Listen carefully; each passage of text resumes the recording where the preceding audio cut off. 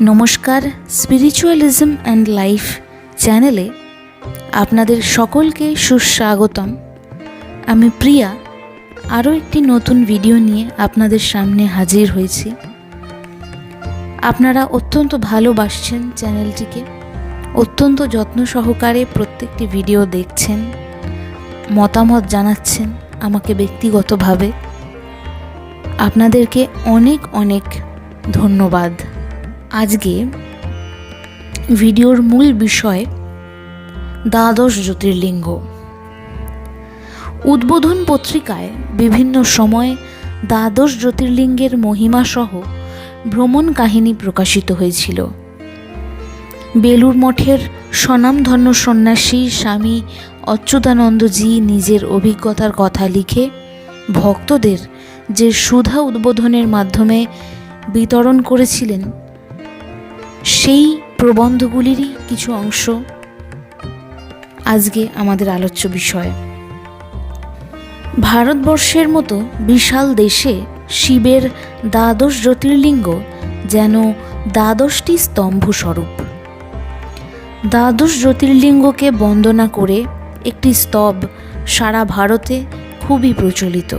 সৌরাষ্ট্রে সোমনাথঞ্চ শ্রীশৈলে মল্লিকার্জুনম, উজ্জয়িন্যাং মহাকালমঙ্কারম মলেশ্বরম, পরল্যাং বৈজনাথং চ ডাকিন্যাং ভীমশঙ্করম, সেতুবন্ধে তু রামেশং নাগেশং দ্বারুকাবনে, বারাণস্যাং তু বিশ্বেশং ত্র্যম্বকং গৌতমী তটে, হিমালয়ে তু কেদারং ঘুশ্রীনেশং শিবালয়ে, एतानि ज्योतिर्लिंगानि सायं प्रातः पठन्नरः, सप्तजन्मकृतं पापं स्मरणेन विनश्यति।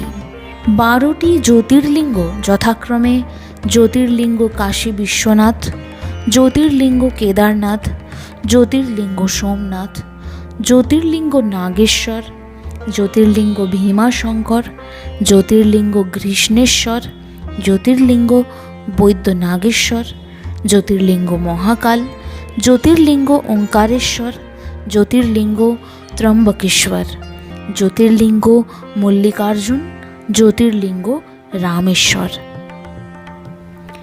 আপনারা স্তবটি মনোযোগ সহকারে পাঠ করলে বুঝতে পারবেন স্তবে এই 12টি জ্যোতির্লিঙ্গের কথা অত্যন্ত সুন্দরভাবে বলা রয়েছে। ধর্ম সম্পর্কে কথা বলতে গিয়ে স্বামী বিবেকানন্দ তুলনা করে বলতেন, ভারতবর্ষের মাটি থেকে ধর্মকে মুছে ফেলা আর গঙ্গার মোহনা থেকে গঙ্গাকে ঠেলে গোমুখে ফিরিয়ে নিয়ে যাওয়া একই কথা।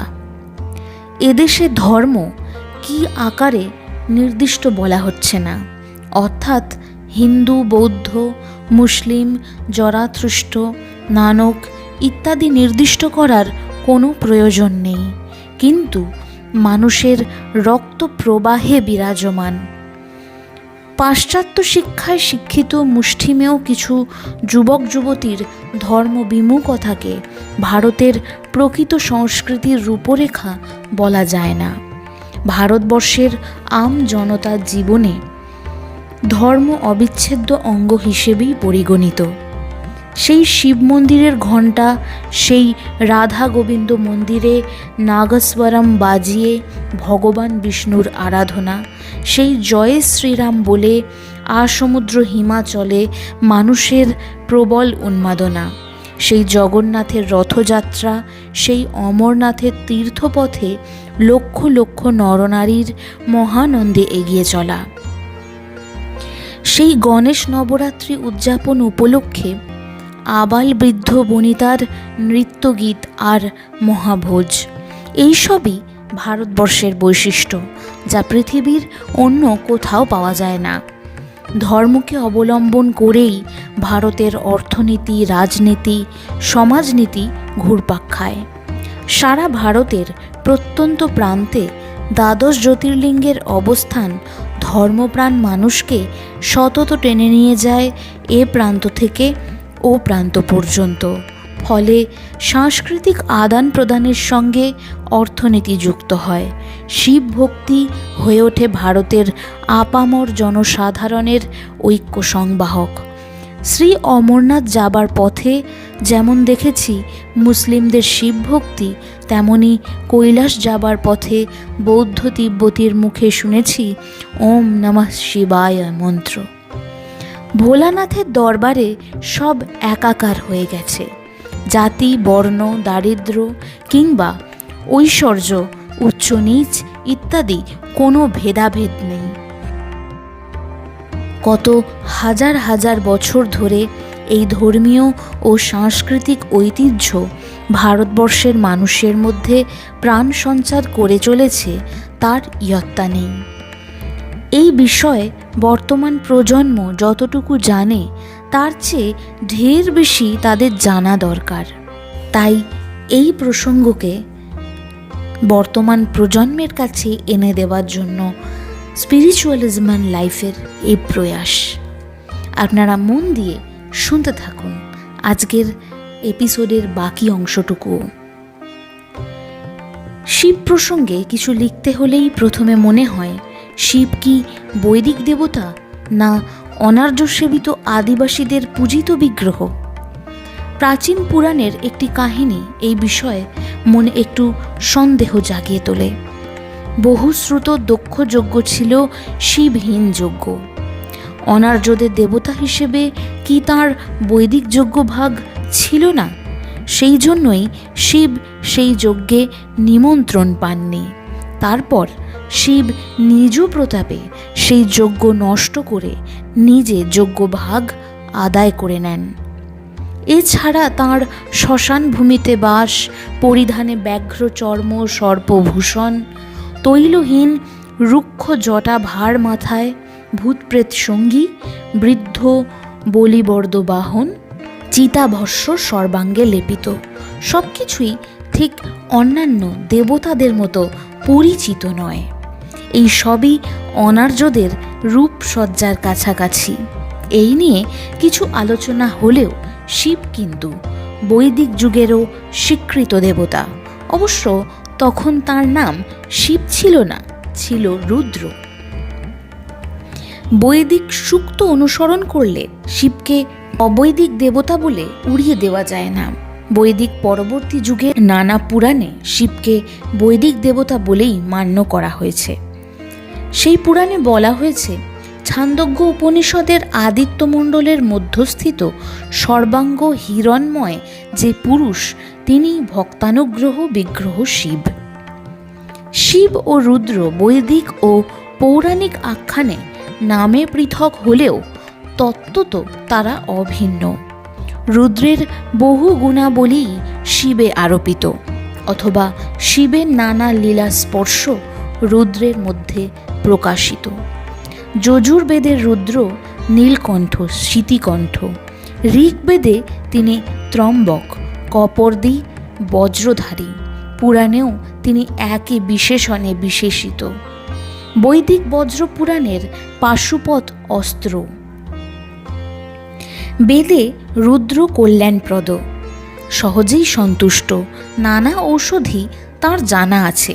পশুদেরও চিকিৎসক তিনি, পশুদের প্রিয়, ধনুর্বাণধারী, আবার তিনি ভয়ানক। ভীষণং ভীষমানা, জীবের রোদনের কারণ। নানা বিপরীত গুণের সমাবেশ বৈদিক রুদ্রের মধ্যে। আর পৌরাণিক শিবও মঙ্গলময়, আশুতোষ, বৈদ্যনাথ, আয়ুর্বেদ বিদ্যায় অধিপতি, পশুপতি, কিরাত রূপে ধনুর্বাণধারী। তার ধনুই তিনি পরশুরামকে দিয়েছিলেন। সর্বোপরি তিনি সংহারকর্তা। এখানেও সব বৈপরীত্য তাতে। সুতরাং শিব সেই প্রাচীন বৈদিক যুগের রুদ্রেরই পৌরাণিক সংস্করণ।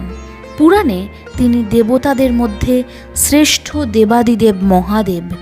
ব্রহ্মা বিষ্ণুর দ্বন্দ্বের মধ্যে শিবই নিজের শ্রেষ্ঠত্ব প্রমাণ করেন। তাদের বিবাদ মিটিয়ে দিয়ে জ্যোতির্লিঙ্গ রূপে সেই সময়ই তাঁর জগতে প্রকাশ।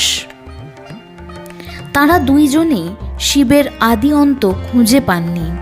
সেই জ্যোতির্লিঙ্গের মধ্যেই তাঁরা পঞ্চানন দশবাহু বিশিষ্ট উজ্জ্বল রজত ধবল জ্যোতির্ময় এক দিব্য মূর্তির দর্শন পান ও স্তবস্তুতিতে তাঁর বন্দনা করেন। শিবের পূজার প্রবর্তক তাঁরাই, পুরাণ এই কথাই বলে। শিব সেই প্রথম থেকেই দেবতাদের তিন প্রধান ব্রহ্মা বিষ্ণু মহেশ্বরের মধ্যে স্থান পেয়ে গিয়েছেন। শুধু তাই নয়, অপর দুই দেবতারই তিনি পূজনীয়। সেই শিবের সম্পর্কে নানা পুরাণে নানা আখ্যায়িকার মাধ্যমে তাঁর লীলার কথা বলা হয়েছে। হিন্দুদের বিখ্যাত যে আগম শাস্ত্র বা তন্ত্রশাস্ত্র, তাও শিব পার্বতীর কথোপকথনের মাধ্যমেই আলোচিত। তত্ত্বগভীর বৈদিক অনুভূতির সরল জীবনোপযোগী ব্যাখ্যা এই তন্ত্রশাস্ত্র বা আগম শাস্ত্র। তন্যতে বিস্তারজতে অনেনা ইতি তন্ত্র। বৈদিক বিষয়কে বিস্তারিতভাবে সকলের জন্য প্রয়োগ করার যে উপায়, সেটিই তো তন্ত্র। আর কৃপাময় মহাদেব করুণাময়ী মা জগদম্বাকে সামনে রেখে সংসার সন্তপ্ত ভোগমুখী সন্তানদের আত্মজ্ঞান বা ঈশ্বর লাভের পথকে সহজ করে দেবার জন্য এই আগম শাস্ত্র সৃষ্টি করেন। শিব শক্তি, তত্ত্ব, পুরাণ ও তন্ত্রের এক অভিনব সংযোজন জ্যোতির্লিঙ্গ প্রসঙ্গে তার আলোচনা অপ্রাসঙ্গিক। তবুও জানার জন্য একবার উত্থাপন। শিব সারা ভারতের সকলের অতি প্রিয় দেবতা। তিনি ত্যাগীর আদর্শ, গৃহীর আদর্শ, তিনি যোগী জ্ঞানের আদর্শ। সকল মঙ্গলালয়ে শিব সারা ভারতে নানা স্থানে ছড়িয়ে আছেন বিগ্রহ ও লিঙ্গ মূর্তিতে। এই লিঙ্গ প্রসঙ্গেও অনেক কথা বলা যায়, কিন্তু স্থানের অসংকুলনের জন্যে তা সম্ভব নয়। শিবলিঙ্গ কোনটি স্থাপিত, কোনটি স্বয়ম্ভু, কোনটি বানলিঙ্গ, কোথাও আবার মূর্ত বিগ্রহ, এই সব স্বয়ম্ভু লিঙ্গদের মধ্যে আচার্য শঙ্কর তাঁর পরিব্রাজক জীবনে যেখানে যেখানে গিয়ে বিশেষ দর্শন ও অনুভূতি লাভ করেছেন, সেই রকম দ্বাদশ লিঙ্গকে তিনি জ্যোতির্লিঙ্গ বলে নির্বাচিত করেছেন। ভারতে সেই সব লিঙ্গই জ্যোতির্লিঙ্গ বলে বহু পূজ্য। সৌরাষ্ট্রের সমুদ্র তীরে সোমনাথ, দ্বারকার কাছে নাগনাথ, কাশীতে বিশ্বনাথ, নাসিকের কাছে গোদাবরী তীরে ত্রম্বকেশ্বর, মহারাষ্ট্রে পার্লেতে বৈদ্যনাথ, মহারাষ্ট্রের ইলোরার কাছে ঘৃষ্ণেশ্বর, উজ্জয়িনীতে মহাকাল, দক্ষিণ ভারতে সমুদ্রতটে রামেশ্বর, হায়দ্রাবাদের কাছে শ্রীশৈলে মল্লিকার্জুন, মান্ধাতা পর্বতে নর্মদা তটে ওঙ্কারেশ্বর, হিমালয় কেদারনাথ, মহারাষ্ট্রের ভীমা নদীর উৎপত্তিস্থলে ভীমাশঙ্কর। এছাড়াও দেওঘরের বৈদ্যনাথ ও মহারাষ্ট্রের ঔড্রাতে নাগনাথকেও জ্যোতির্লিঙ্গের মধ্যে কেউ কেউ ধরেন। এই প্রসঙ্গে স্বামী আত্মস্থানন্দ মহারাজ বলছেন, আমাদের ঠাকুরও সাক্ষাৎ শিব স্বরূপ। কামারপুকুরে যোগীদের শিব মন্দির থেকে বেরিয়ে আসা জ্যোতি থেকেই তার জন্ম। বাল্যে কামারপুকুরের পাইনদের বাড়িতে শিবরাত্রিতে শিবের সাজে তাঁর ভাবাবেশ, সাধনকালে তার উন্মাদনা অবস্থায় মুকুন্দপুর শিব মন্দিরের প্রত্যাদেশেই জানা যায় এটি তার দিব্যোন্মাদ অবস্থা। এই সবই ঠাকুরের জীবনের শিব ভাবের প্রকাশ। আর স্বামীজি, তিনি তো কাশীর বীরেশ্বর শিব থেকেই আবির্ভূত। একেবারে শিশুকালে তাঁর ধ্যানের বিষয় ও খেলাঘরের ঠাকুর ছিলেন ধ্যানমগ্ন শিব। কাশীপুরে শিবরাত্রিতে ও মঠে শিবের সাজে সাজিয়ে দেওয়ায় স্বামীজিও সাক্ষাৎ শিব। কাশ্মীরে অমরনাথের তুষারলিঙ্গের সামনে শিবভাবে মগ্ন স্বামীজির জীবনও শিবময়। আর মা, তিনিও শিবের লীলা সঙ্গিনী পার্বতী। রামেশ্বরে তিনি বলেছেন, যেমনটি রেখে এসেছিলাম তেমনটি আছেন। তিনি শিবকে প্রতিষ্ঠা করেছিলেন সীতারূপে। স্বামী অচ্যুতানন্দ মহারাজ দ্বাদশ জ্যোতির্লিঙ্গ ভ্রমণকালে যে আনন্দ পেয়েছেন, আশা করি সেই আনন্দ আমার এই পাঠের মাধ্যমে আপনাদের শ্রবণ অবধিও গিয়ে পৌঁছবে।